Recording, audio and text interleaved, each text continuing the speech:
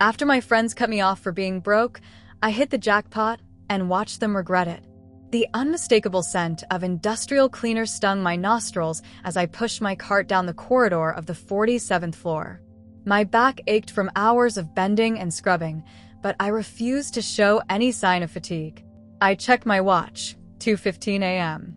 The executives had long gone home to their penthouses and suburban mansions, leaving behind coffee rings on expensive desks and carelessly discarded documents that I dutifully organized before cleaning. Just 3 more months, I whispered to myself, the mantra that had kept me going for the past 90 days. My phone buzzed in my pocket. A notification from Instagram. Sophie had posted again. Against my better judgment, I tapped it. There they were, Sophie, Rachel, and Tia, champagne glasses raised high at some rooftop bar downtown, designer outfits gleaming under the city lights. The caption read, "Thursday nights with the real ones. #squad goals, #luxury living." 3 months ago, I would have been in that photo. 3 months ago, I was one of them. The comments section was active despite the late hour. Rachel, missing you already. Next week, Paris? Tia, only the best for us. Nail polish. Sophie at Tia, we need to plan that shopping spree. I scrolled a bit further and froze when I saw my name. Rachel, where's Amaya? Oh wait, she's probably cleaning someone's toilet right now. Broom. Sophie, stop. Faced with tears of joy. But seriously, from business school to this? What a waste. Tia, some people just can't handle the pressure of real life. Her loss. My thumb hovered over the screen, a sharp retort forming in my mind. But then I remembered my godfather Martin's words from his video will, played for me alone in his lawyer's office the day after his funeral. Maya, he had said, his once robust face now gaunt but his eyes still twinkling with the same shrewdness that built Hamilton Enterprises from nothing. I'm leaving you everything, the company, the holdings, all of it. But there's a condition. I recalled how the lawyer had paused the video then, handing me a sealed envelope. Inside is your first assignment as the heir to Hamilton Enterprises, Martin continued when the video resumed. For 6 months, you will work at the very bottom of the company. No one will know who you are. You will learn what I never could from my position, the truth about our people, our culture, and where we've gone wrong. His voice had grown softer. Maya, since your parents' accident, I've raised you not just as my goddaughter, but as the daughter I never had.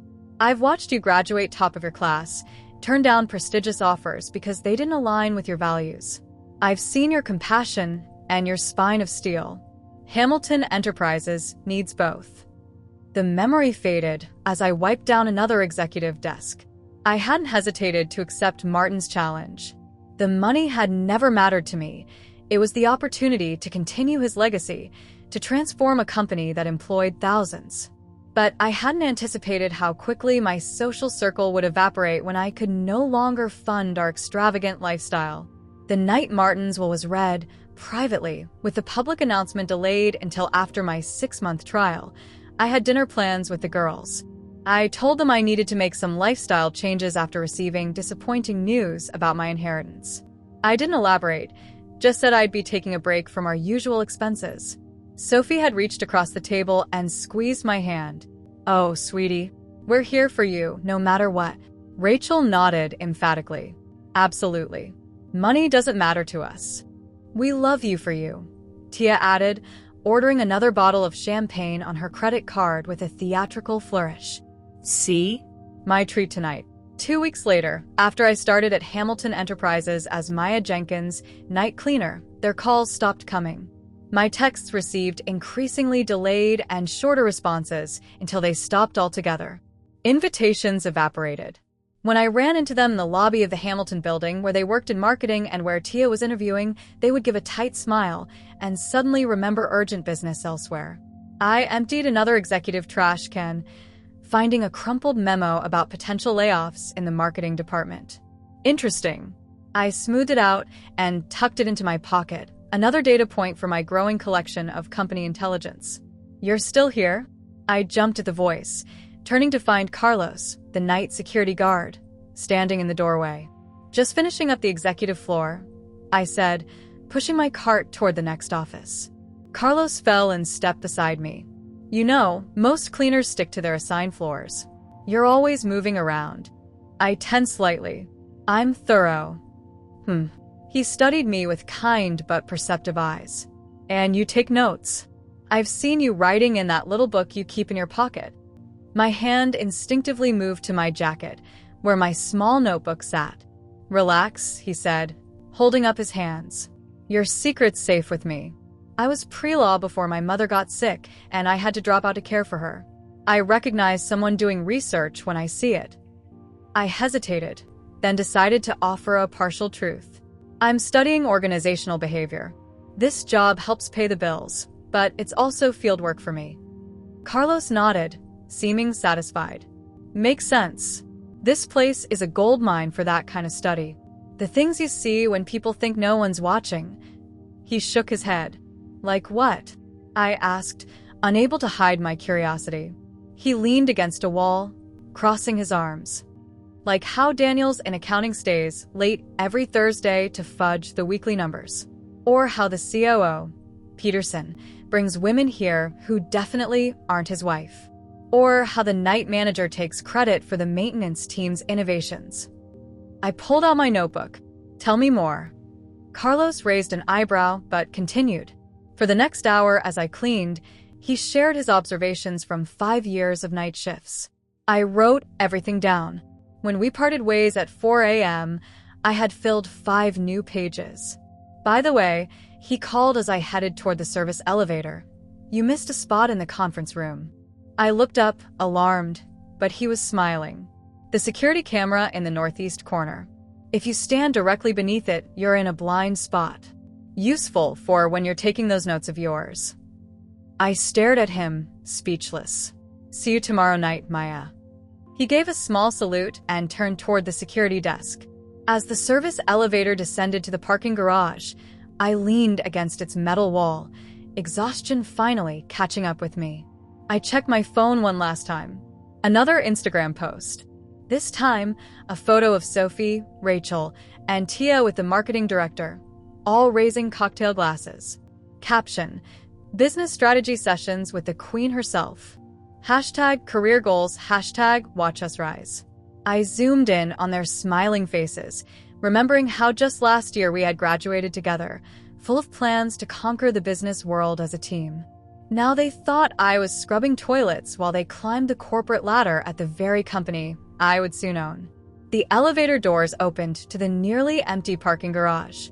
I walked to my car, not the luxury sedan I used to drive, but a modest compact I'd purchased specifically for this role. As I drove through the quiet city streets toward my temporary apartment, I found myself smiling for the first time that night. 3 more months. Just 3 more months of watching, learning, and recording every detail about the company culture Martin had entrusted me to reform. 3 more months of being invisible to people like Sophie, Rachel, and Tia, people who measured friendship by financial contribution rather than loyalty and character. And then I would step into the light as Maya Hamilton, CEO and majority shareholder of Hamilton Enterprises. The thought of their faces when they realized who they'd been mocking all this time warmed me more than it should have. But I reminded myself that revenge wasn't the goal, transformation was. Of the company, of its culture, and perhaps, in some small way, of myself. I pulled into my parking spot at the modest apartment complex I now called home. Tomorrow night, I would continue my research on the 32nd floor, where marketing, coincidentally, was located. I wondered what Sophie and Rachel's desks might reveal about their work ethic and character. As I finally drifted off to sleep, I thought not of revenge but of possibility, of the company Hamilton Enterprises could become when led by someone who had seen it from the ground up. But if that journey happened to include a moment of recognition in my former friends' eyes when they realized their grave miscalculation, well, that would just be a bonus.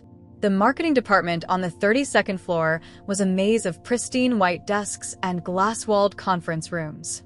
At 1:30 a.m., it was empty except for me and my cleaning cart. I pushed it toward the cluster of desks where, according to the employee directory I'd memorized, Sophie Chen and Rachel Williams sat during business hours. Their workspace told me everything I needed to know about them. Sophie's desk was meticulously organized, with color-coded folders and a framed motivational quote that read, "Ambition has no ceiling." Rachel's workspace was more chaotic but strategic, mock-ups of campaigns pinned to her corkboard, all bearing her name in the credits, even those I recognized as group projects from our college days.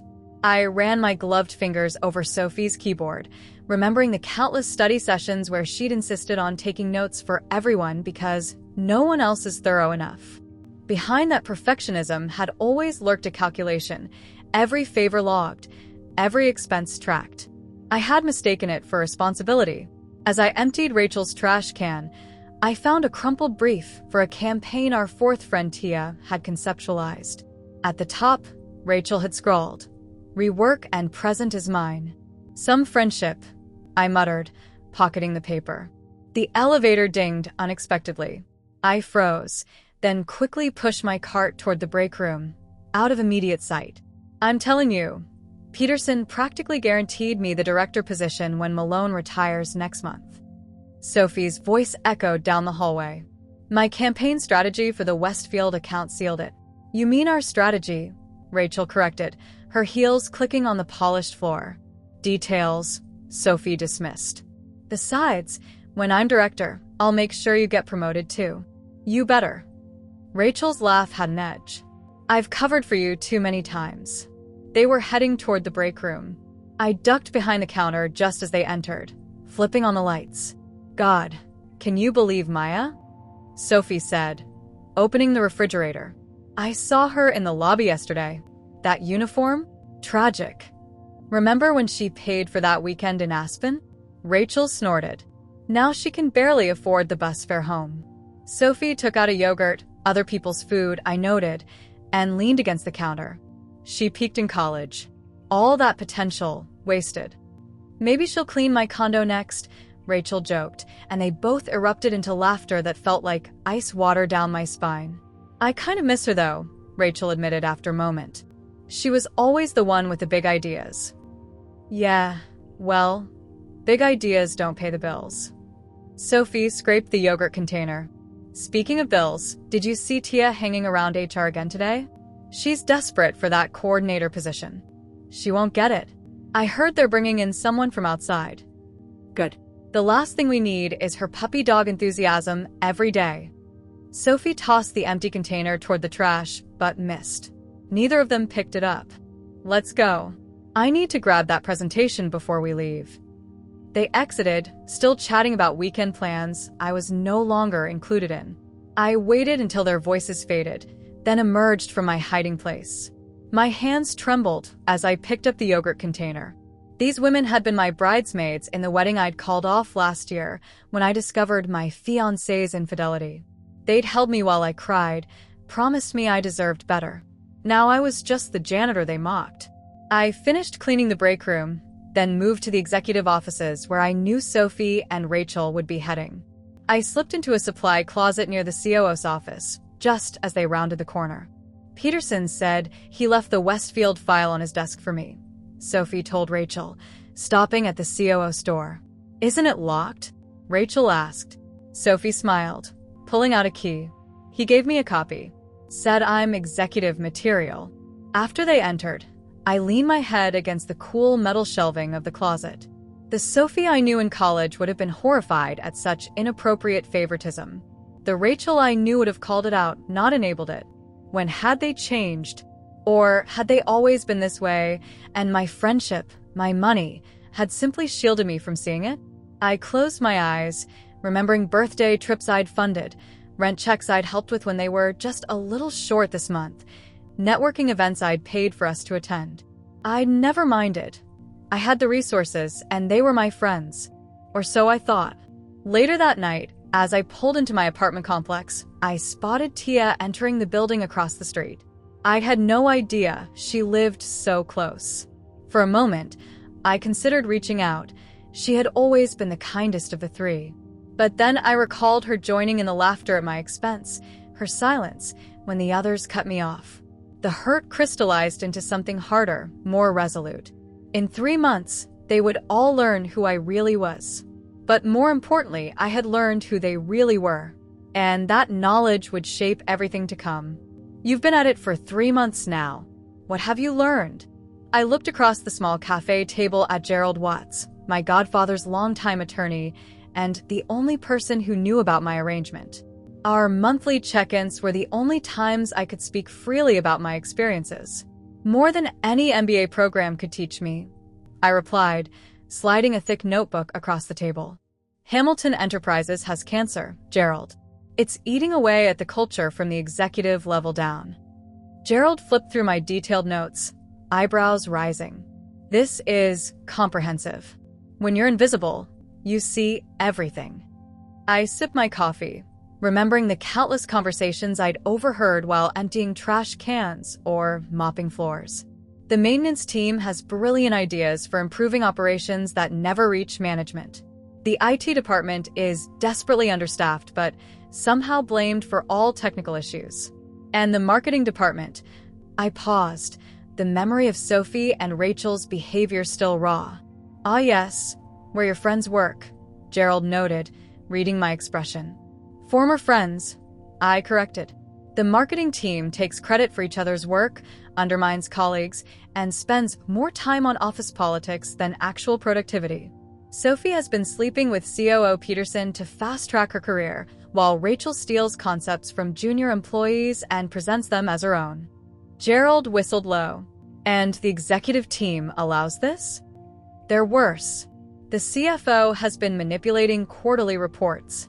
The HR director ignores harassment complaints against senior management. And Peterson. I shook my head. Let's just say his relationship with Sophie isn't his only ethical violation. Martin suspected things had deteriorated, but this. Gerald closed the notebook. No wonder he wanted you to see it firsthand. There are good people too, I added. Carlos in security has rejected multiple bribes to look the other way. Diane in accounting refused to doctor figures despite pressure. The entire janitorial staff works harder than most executives for a fraction of the pay. I pulled out a smaller notebook, this one filled with names. These are the people worth investing in. The ones with integrity and vision. Gerald smiled. You're doing exactly what Martin hoped. Seeing beyond titles and salaries to character. That night, I cleaned the HR department, where Tia was interviewing. The director, Nancy Klein, had left candidate evaluations on her desk.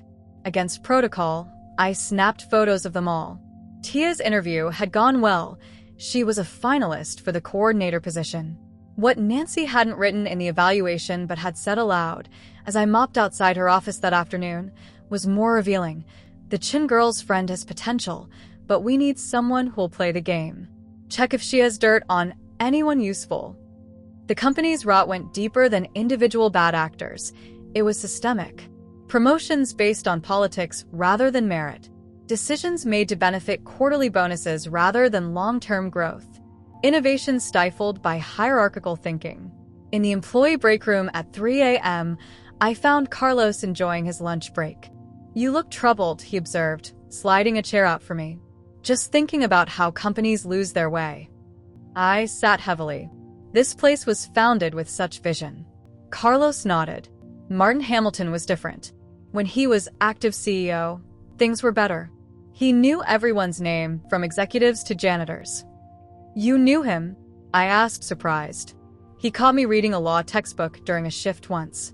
Instead of reprimanding me, he asked questions about my studies. Later, he established the Employee Education Fund.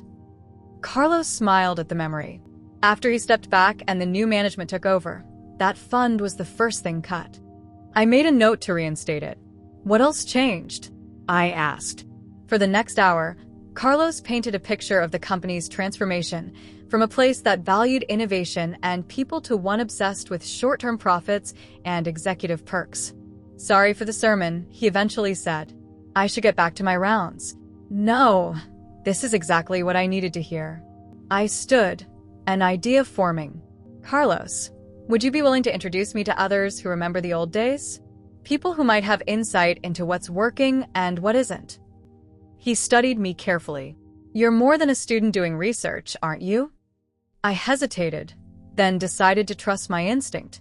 I can't explain everything yet, but I promise I'm trying to make things better here. That's good enough for me. He wrote several names on a napkin. These people have been here since Martin's days. They'll talk to you if I vouch for you. Over the next few weeks, I met with long-time employees during breaks and after shifts. Their stories of dedication despite being overlooked, of small resistances against toxic policies, of loyalty to Martin's original vision, filled my final notebook. When I spotted Tia in the lobby one morning, being escorted to her final interview, she walked right past me as if I were part of the furniture. But I no longer felt the sting I once had. I was too focused on the bigger picture taking shape in my mind. In just 2 more weeks, I would emerge from the shadows. The company would be mine to rebuild, not out of revenge against those who'd dismissed me, but out of respect for those who'd persevered despite the toxicity. The invisible ones who, like me, had been learning and watching from the margins all along. "It's time," Gerald said over the phone, his voice carrying a formal weight I hadn't heard before. "The board is assembled. The 6 months are complete." I gripped the receiver tighter, aware of Carlos watching me from his security desk. Today? Right now. Martin's instructions were explicit. The moment the 6 months concluded, the will would be publicly read, and you would assume control. Gerald paused. "A car is waiting outside. Your things are already at your godfather's penthouse, your penthouse now." I hung up the phone, a surreal calm washing over me. 6 months of anonymity, of invisibility, of learning, finished in a single phone call. "Everything okay?" Carlos asked, genuine concern in his eyes. I smiled at him, suddenly emotional about this unexpected friendship. "Better than okay. But I need to go, immediately. Can you tell Mr. Patel I had a family emergency?" He nodded, though clearly confused. "Sure thing, Maya." "And Carlos." I extended my hand. "Thank you. For everything. You'll understand soon." 90 minutes later, I stood in my godfather's, my walk-in closet, staring at my reflection. The transformation was startling. Gone was the plain-faced cleaner in a gray uniform. In her place stood a woman in a tailored black suit and crimson silk blouse, hair swept into a sleek chignon, subtle makeup enhancing features I'd downplayed for months. The red heels, Martin's signature color for important meetings, added the final touch. "The board is getting restless," Gerald noted from the doorway. "Peterson has already threatened to leave twice." "Let him stew," I replied, applying a final touch of lipstick that matched my shoes. "He'll be stewing permanently soon enough." The executive floor of Hamilton Enterprises featured a boardroom with floor-to-ceiling windows overlooking the city. As the elevator ascended, I mentally prepared for the performance of my life. When the doors opened, Gerald squeezed my shoulder once before stepping out. "Gentlemen, ladies," he announced to the room of executives I'd been studying for months. "As you know, today marks the 6-month anniversary of Martin Hamilton's passing. Per his instructions, I'm now authorized to introduce you to his successor and the new majority shareholder of Hamilton Enterprises."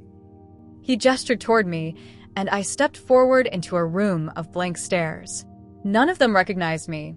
Not Peterson, who'd walked past me 100 times while I cleaned his office. Not Nancy Klein from HR, who'd once spilled coffee and snapped at me to clean it faster. "This is Maya Hamilton," Gerald continued, "Martin's goddaughter and sole heir." The silence broke into confused murmurs. Peterson stood abruptly. "This is absurd. We've never even heard of a goddaughter. Where has she been all this time?" "I've been here," I said, my voice clear and controlled. "Learning about the company from a perspective Martin valued, from the ground up." Recognition dawned slowly on their faces as I moved to the head of the table and placed my hands on the polished wood. For the past 6 months, I've worked as a night cleaner in this building, observing the culture, the operations, and the people who make Hamilton Enterprises what it is today. I looked directly at Peterson. All of it. The blood drained from his face. "The cleaner?" Nancy Klein whispered. "But that's impossible." "Maya Jenkins, employee ID 4077. I confirmed. I've emptied your trash cans, cleaned your coffee cups, and listened to your conversations when you thought no one important was around." The boardroom door opened, and a familiar face appeared, Sophie, holding a marketing presentation. She froze when she saw me standing at the head of the table. "Miss Chun." I acknowledged her coolly. "Perfect timing.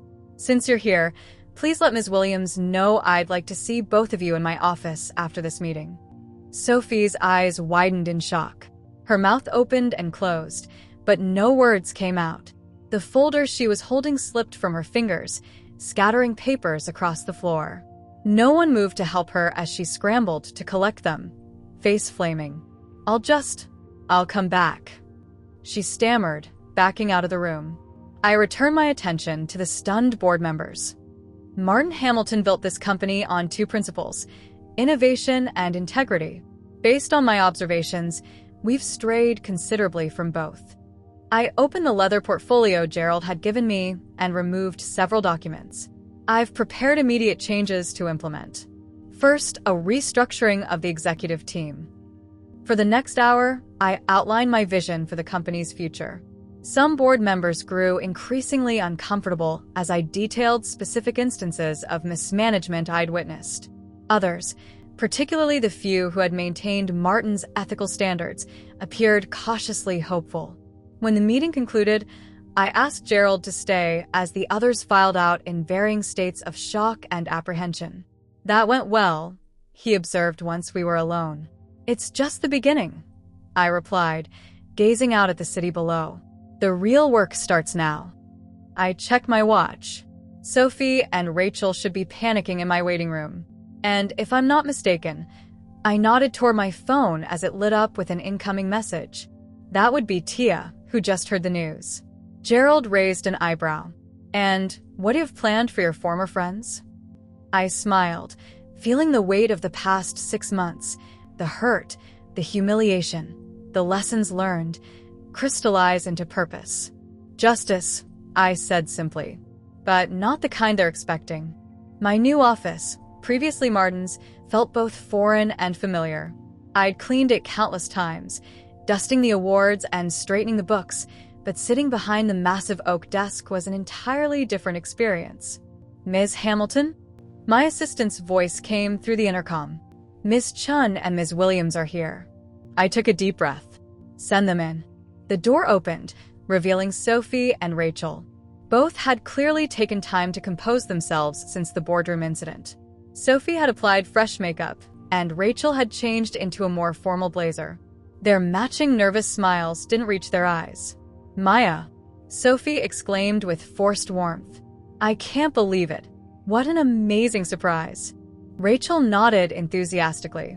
"We had no idea. This is just incredible." I gestured to the chairs across from my desk. "Please sit." They perched on the edge of their seats like birds ready to take flight. I let the silence stretch uncomfortably long before speaking. "I imagine you have questions," I finally said. "Why didn't you tell us?" Sophie asked, leaning forward. "We're your best friends. Are you?" I raised an eyebrow. The last 6 months suggested otherwise. They exchanged uneasy glances. "That was all a misunderstanding," Rachel insisted. "We thought you wanted space while you were going through things." "Space," I echoed. "Is that what you call mocking me behind my back? Joking about me cleaning your condo? Saying I peaked in college?" Their faces paled. Sophie recovered first. "You heard that? Maya, we were just blowing off steam. You know how stressful work gets." "I do know," I replied calmly. "I've been working nights while studying this company's operations during the day. 60-hour weeks, physical labor, for a fraction of your salaries." Rachel's eyes welled with tears. "We're so sorry. We had no idea what you were going through." "But that's just it," I said. "You shouldn't have needed to know I was secretly wealthy to treat me with basic respect." Before they could respond, my phone chimed with a LinkedIn notification. I glanced at the screen and couldn't help but smile. It seems Tia has just sent me a connection request. That makes 17 from your department in the last hour. About the department, Sophie ventured carefully. "I've been working on a complete overhaul of our marketing strategy. I'd love to pitch it to you personally." She's been working so hard. Rachel added eagerly. Nights, weekends. With Peterson? I asked innocently. Yes, I'm aware of those strategy sessions. Sophie flushed crimson. That's not, it wasn't. My intercom buzzed again. Package for you, Ms. Hamilton. Send it in. A courier entered with an elaborate flower arrangement. I signed for it and plucked the card. Congratulations on your incredible achievement. Always knew you were destined for greatness. Drink soon? XO, Tia. I read aloud, then set the card aside. How thoughtful. We were just about to send something too, Rachel said quickly. We wanted to do it in person. I studied them both. These women who had been my closest friends for years, who had abandoned me the moment I appeared to falter, and who now scrambled to re-establish connection now that I held power over their careers. I have your performance reviews here, I said, tapping a folder on my desk. Would you like to know what your supervisors really think of your work? Their eager nods betrayed their confidence in glowing evaluations. Sophie, you're described as politically savvy but ethically flexible. Your campaigns test well but lack originality. I turned a page. Rachel, you're technically competent but prone to claiming credit for team efforts. There are 3 documented instances of you presenting others' work as your own. That's not fair, Rachel protested. I improved those concepts. By changing the font? I asked. I found Tia's original brief for the Westfield campaign in your trash. The one you scribbled over and later presented as yours. Sophie threw Rachel a sideways glance of betrayal before quickly recalibrating. Maya, whatever you've heard or overheard, doesn't tell the whole story. We've always been your biggest supporters. Except when you thought I was broke. I reminded her. My phone lit up with texts from both of them, sent minutes before our meeting, expressing their shock, congratulating me, claiming they'd always believed in me. I have a meeting with the department heads in 15 minutes, I said, standing. And you both have decisions to make. Decisions?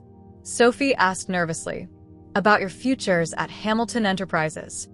I walked to the door. The marketing department is being restructured. Some positions will be eliminated, others redefined. Their faces froze in identical masks of panic. But we're your friends, Rachel whispered. I opened the door. Were. I corrected gently. And that's the problem. You weren't friends with Maya the cleaner. You only want to be friends with Maya the CEO. As they walked out, shoulders slumped, I felt no joy in their distress. Only a quiet certainty that I was doing what needed to be done.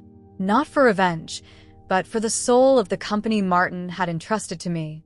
Later that afternoon, watching from my office window as Sophie and Rachel left the building, Rachel openly crying, Sophie furiously texting, I received another notification. Tia had posted on Instagram a throwback photo of the 4 of us at graduation, captioned, So proud of my brilliant friend at Maya Hamilton. Always knew you were destined for greatness. Hashtag women supporting women, hashtag proud. The irony would have been amusing if it weren't so sad. 6 months into my tenure as CEO, Hamilton Enterprises was a different company. The lobby still gleamed with marble and glass, but the energy inside had transformed. Where tension and politics once dominated, collaboration and innovation now flourished. The quarterly numbers are in, Gerald announced, entering my office with a thick report. Profits up 17%, employee turnover down 32%. I smiled, scanning the data. And the employee satisfaction survey? Highest scores in company history. He sat across from me. Your godfather would be proud. My office door opened after a quick knock. Carlos, now head of company security, stepped in. The mentorship program participants are here for lunch, he said.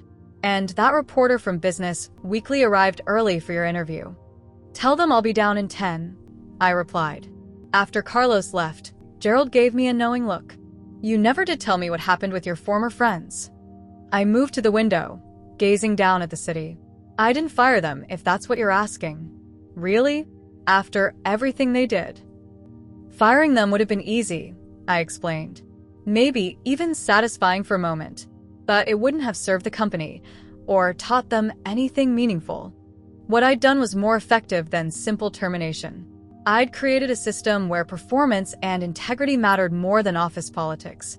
Sophie had been reassigned from her coveted creative director track to client relations, a position that required her to demonstrate genuine empathy rather than strategic manipulation. Without Peterson's protection, he'd been among the first executives I'd replaced. She had to succeed on merit alone.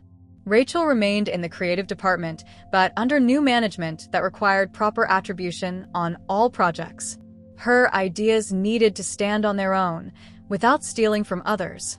As for Tia, I had surprised everyone, including myself, by interviewing her personally for the HR coordinator position. Beneath her desperate networking and social climbing, she had genuine talent and emotional intelligence. I'd placed her in the newly created ethics division, where her task was to help build a culture of accountability. None of them reported directly to me. None received special treatment. They simply faced the same standards and opportunities as everyone else in the company. The executive dining room is ready for your mentorship lunch, my assistant reminded me as I headed out. The company's mentorship program was my favorite initiative, pairing promising employees from all levels with senior leadership. Today I was meeting with Diane from accounting, who'd risked her job to maintain financial integrity, and Jason from maintenance, whose innovative waste reduction system had saved the company millions after I'd implemented it. I spotted them waiting nervously in the reception area, along with Emma Torres from the Business Weekly. "Ms. Hamilton." Emma greeted me, extending her hand. "Thank you for making time. Your transformation of Hamilton Enterprises has become quite the case study." "The transformation was a team effort," I replied, leading them toward the dining room. "Still," Emma persisted, "going from anonymous cleaner to CEO in one day, then completely restructuring a billion-dollar company. That's an extraordinary story." "I hope that's not the only angle you're exploring," I said. "The real story is how companies waste potential by ignoring voices from all levels." Over lunch, I encouraged Diane and Jason to share their experiences directly with Emma. Their perspectives, honest, insightful, and previously unheard, were precisely what Martin had wanted me to discover during my 6 months in the shadows. After they left, Emma lingered with one final question. "There are rumors about 3 women who used to be your close friends before your unconventional apprenticeship. Care to comment on how they fit into this story?" I considered my answer carefully. Everyone at Hamilton Enterprises now succeeds or fails based on their own merit. That applies to old friends and new colleagues equally. "And personally," she pressed, "no hard feelings about being abandoned when they thought you were struggling financially?" Before I could answer, my phone chimed with an alert from my executive dashboard. Tia's ethics initiative had just received approval from the board. Sophie had landed the difficult client account through genuine relationship building. Rachel's latest campaign, one she developed and credited properly, had exceeded projections. I wouldn't say no hard feelings, I admitted. But watching people grow beyond their worst behaviors is more satisfying than watching them fail. After Emma left, I walked the floors of the company alone, not as a cleaner this time, but as a leader who knew every corner of the operation. Employees greeted me by name, not with the fear or forced deference of the old regime, but with genuine respect. Passing the marketing department, I glimpsed Sophie presenting to her team. Our eyes met briefly through the glass. There was no servile smile, no desperate attempt to curry favor, just a professional nod of acknowledgement before she returned to her work. I continued my walk, remembering Martin's words from his video will. "Maya, a company is more than balance sheets and brand recognition. It's a community. Lead it with both compassion and accountability." That evening, as I prepared for a business dinner, my phone lit up with yet another magazine interview request. The subject line read, "From Rags to Riches, the Janitor CEO Revolution." I smiled, thinking of the journey, from privileged business school graduate to humbled cleaner to thoughtful leader. The painful lessons of false friendship had ultimately given me something invaluable, clarity about what truly mattered in building both companies and relationships. My new circle wasn't built on social status or financial convenience. It was built on shared values, mutual respect, and genuine connection, with colleagues who had seen me at my most vulnerable and still treated me with dignity. As for Sophie, Rachel, and Tia, they were neither friends nor enemies now. Just people learning the same difficult lessons I had. That character reveals itself when no one important is watching, and that true worth has nothing to do with net worth. That, perhaps, was the sweetest outcome of all.